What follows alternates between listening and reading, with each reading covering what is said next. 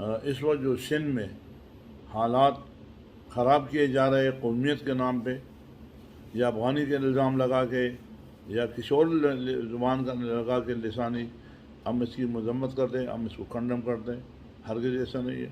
اور میں یہ سمجھتا ہوں کہ سندھ میں سندھی بڑے محبت پیار کرنے والا مہمان دوست ہے۔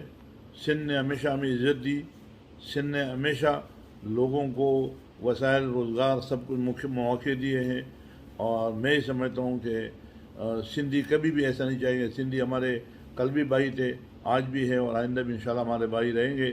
کچھ چند شرپرسن عناصر ہے جو وہ ملک کو اور صوبے کو ڈسٹیبلائز کرنا چاہتے ہیں، وہ یہ پروپیگنڈا کر رہا ہے۔ میں اپنے طرف سے ہمارے اپنے سب چاہنے والوں سے اور اردو بولنے والے سندھی، پنجابی، بلوچی، کوئی بھی زبان پاکستانیوں سے اپیل کرتا ہوں کہ خدا را کسی بھی ملک کو برباد کرنے کے لیے